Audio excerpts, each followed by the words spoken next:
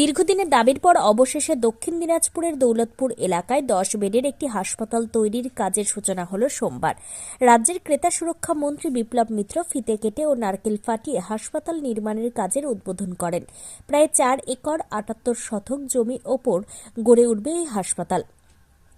নির্মাণে মোট ব্যয় ধরা হয়েছে 1,37,82,791 টাকা। বহু বছর ধরে দৌলতপুর এলাকায় একটি হাসপাতালের দাবি জানিয়ে আসছিলেন স্থানীয় মানুষ। অবশেষে সেই দাবি পূরণ হতে চলায় খুশির হাওয়া এলাকা জুড়ে। অনুষ্ঠানে উপস্থিত ছিলেন গঙ্গারামপুর মহকুমার মহকুমা শাসক অভিষেক শুক্লা, দক্ষিণ দিনাজপুর জেলার মুখ্য স্বাস্থ্য আধিকারিক সুদীপ দাস সহ অন্যান্য প্রশাসনিক আধিকারিক ও বিশিষ্ট ব্যক্তিরা। বর্তমানে দৌলতপুরের কেউ অসুস্থ হলে প্রাথমিক চিকিৎসার জন্য রশিদপুর গ্রামীণ হাসপাতাল অথবা গঙ্গারামপুর সুপার স্পেশালিটি হাসপাতালে বা গাজল হাসপাতালে নিয়ে যেতে হয়। এতে সময় ও অসুবিধা দুই বাড়ে। নতুন হাসপাতাল তৈরি হলে এলাকার মানুষ প্রাথমিক চিকিৎসা পরিষেবা নিজেদের এলাকাতেই পাবেন। ফলে রোগীদের ভোগান্তি অনেকটাই কমবে বলে আশা প্রকাশ করেছেন স্থানীয় বাসিন্দারা। এলাকাবাসীর মতে এই হাসপাতাল চালু হলে দৌলতপুর ও আশপাশের গ্রামের মানুষ বিশেষভাবে উপকৃত হবেন। স্বাস্থ্য পরিষেবায় এটি একটি বড় পদক্ষেপ বলেই মনে করেন স্থানীয়রা।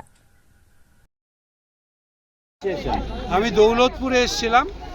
আমার বিধানসভার কেন্দ্রের মধ্যে অবস্থিত জায়গাটা, এদের দীর্ঘদিনের একটা দাবি ছিল, 50 বছরের উপরে এখানকার মানুষের দাবি ছিল যে এই জায়গাতে একটা হেলথ সেন্টার তৈরি হোক, যাতে এখানকার মানুষরা প্রাথমিক চিকিৎসার সুযোগটা এখানটায় পেতে পারে।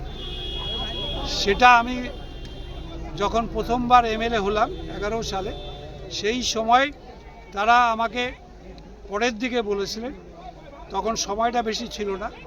তা আমি তাও বলেছিলাম যে আমি যদি নির্বাচিত হয়ে আসি পুনরায়, তাহলে অবশ্যই আমি দেখব যাতে এখানটায় আমরা হেলথ সেন্টার বা স্বাস্থ্যকেন্দ্র আমরা করে দিয়ে যেতে পারি।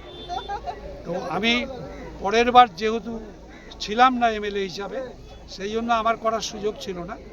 কিন্তু আমি 21 সালে জিতে আসবার পর এবং মন্ত্রী হওয়ার সুবাদে আমি যেহেতু কথা দিয়েছিলাম এবং সেটাকে আমি রূপায়িত করার ব্যবস্থা করেছি এবং মাননীয় মুখ্যমন্ত্রীর কাছ থেকে এখানটায় এই 10 বেডের হাসপাতাল এটার জন্য স্যাংশন এনেছি এবং প্রাথমিকভাবেই 1,37,82,791 এটা ফার্স্ট অ্যালটমেন্ট, এটা অলরেডি চলে এসছে এবং আমরা আজকে আনুষ্ঠানিকভাবে এটার উদ্বোধনটা ঘোষণা করলাম এবং আমাদের এর টেন্ডারও হয়ে গেছে এবং টেন্ডারের ওয়ার্ক অর্ডারও হয়ে গেছে।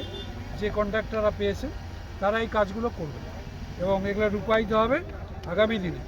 এবং আজকে দৌলতপুরেও থেকেও আপনার 512 নম্বর যে জাতীয় সড়ক, সেখানটায় দৌলতপুর থেকে বুনিয়াদপুর ভায়া বাগদুয়ার দৈর্ঘ্য হচ্ছে 18.20 কিলোমিটার।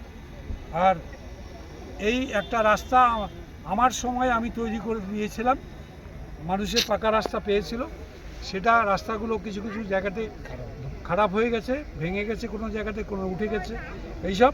সেই জন্য রিপেয়ার করার জন্য আমাকে দাবি জানিয়েছিল ওরা। আমি সেখানটায় আমাদের মাননীয় মুখ্যমন্ত্রী মমতা ব্যানার্জিকে বলে এখানটায় পথশ্রী প্রকল্পের মধ্য দিয়ে এটাকে রিপেয়ার করার জন্য টাকা 5,46,99,019 টাকা এটা স্যাংশন করিয়ে দিয়েছি।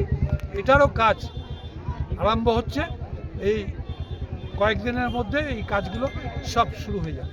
আর তা বাদেও আরেকটা বড় কাজ এখানকার মানুষের দাবি। কোন এলাকায় কি হচ্ছে? আমাদের বংশিয়ারি পঞ্চায়েতের মধ্যে দৌলতপুর গ্রাম, পাশাপাশি মোহাম্মদপুর 10 বেডের যে হসপিটাল হলো, বহু প্রতীক্ষিত হসপিটাল। আমরা বামফ্রন্টের আমল থেকে দেখছি, কিন্তু কিছুতেই বহু জল গড়ালো, কিন্তু কোথাও আমরা সহারা পেলাম না। কিন্তু আমাদের মাননীয় মুখ্যমন্ত্রী প্রেরণায় আমাদের বিপ্লব বাবু সেই 11 সাল থেকে খুব প্রচেষ্টা করে আমাদের এই হাসপাতালটা তৈরির যে আজকে শিলান্যাস হলো, এটা আমরা দৌলতপুর গ্রামবাসী খুব উপকৃত হব এবং আশেপাশের অত্র এলাকায় প্রত্যেকেই আমরা উপকৃত হব। আপনার নাম? রামকৃষ্ণ রজক। কি হলো? আমাদের দৌলতপুর মোহাম্মদপুরে এই জায়গাটা মোহাম্মদপুর, এখান থেকে আজকে শিলান্যাস হলো, নারকেল ফাটাফাটি হলো, বিপ্লববাবু আসে করে গেলেন। আমরা খুব এটা অনেক দিনের চাহিদা ছিল 50 বছর ধরে সবাই অপেক্ষা করতে যে কবে হসপিটাল হবে, কবে হসপিটাল হবে। আমরা প্রাথমিক চিকিৎসাটা পেতাম না। প্রাথমিক চিকিৎসা পেতে গেলে আমাদের দৌড়াইতে হতো দূর দূরান্তে, বা স্থানীয় জেলা ডাক্তার সেগুলাকে। এমন সাধারণ মানুষ, গরিবের মানুষের উপকৃত হবে। গরিব মানুষের যে টাকা নাই যে আমরা স্থানীয় ডাক্তার কাছে খুব একটা উপকৃত হব। তো আজকে হওয়াতে আপনারা খুশি? আমরা খুবই খুশি। আমরা শুধু খুশি নয়, এলাকার জনগণের সবারই খুশি, আনন্দের কথা। আপনার নাম? মহাবীর ঠাকুর। দক্ষিণ দিনাজপুর থেকে বাবাই সূত্রধরের রিপোর্ট, নিউজ ফার্স্ট বাংলা।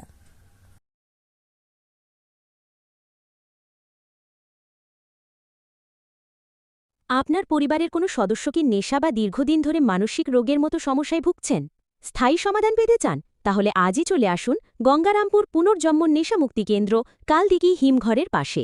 এখানে নেশা, মানসিক রোগের চিকিৎসা, পুনর্বাসন, মেডিটেশন, যোগব্যায়াম, কাউন্সেলিং ও ডাক্তারের পরামর্শ দিয়ে রোগীকে সুস্থ করে তোলা হয়। আপনার প্রিয়জনকে সঠিক পথে ফিরিয়ে আনতে সর্বদা পাশে আছে গঙ্গারামপুর পুনর্জন্ম ডি অ্যাডিকশন সেন্টার এবং চ্যারিটেবল ট্রাস্ট। আমাদের ঠিকানা দক্ষিণ দিনাজপুর, গঙ্গারামপুর, কালদিঘি হিমঘরের পাশে। যোগাযোগ 8670149220।